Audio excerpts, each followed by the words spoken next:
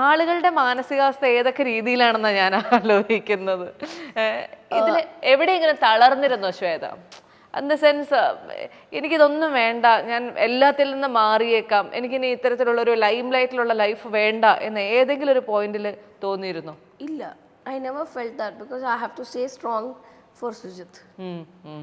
എനിക്കതായിരുന്നു. Because Sujith is doing some hard work.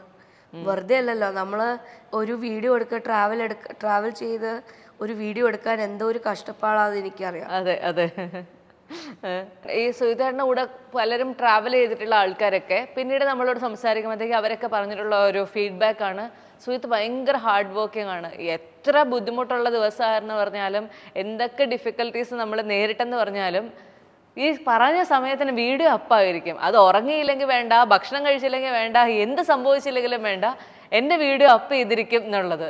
ഇത്രയും മറ്റേ നിർബന്ധ ബുദ്ധിയുള്ള ഒരാളെന്ന് പറയുമ്പോഴത്തേക്കും വീട്ടിലും അങ്ങനെ തന്നെയാണോ? He is like that. ഇപ്പോൾ ചേട്ടന് ഫോർ എക്സാമ്പിൾ ഞാൻ എന്ന് വെച്ചാൽ ഒരു സിസ്റ്റമാറ്റിക് ആണ്. അതായത് നമ്മളൊരു കാര്യം ചെയ്യാൻ വിചാരിച്ചിട്ടുണ്ടെങ്കിൽ അത് ചെയ്തിരിക്കണം. അത് പുള്ളിക്കാരൻ്റെ ഒരു വാശിയാണ്. വാശി എന്ന് പറയാൻ പറ്റത്തില്ല, ഒരു രീതിയാണ്. He enjoys his work and whatever he is doing he does it in a systematic way. അതുകൊണ്ട് പുള്ളിക്കാരന് ഒരു ഇതുണ്ട്, ഞാൻ ഇന്ന രീതി ചെയ്യുന്ന വെച്ചാൽ ഇന്ന രീതിയിൽ ചെയ്യത്തുള്ളൂ.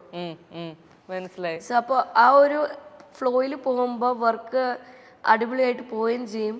And you will get to see good videos. അങ്ങനെയാണ് നിങ്ങൾ വീഡിയോസ് കാണുന്നത്.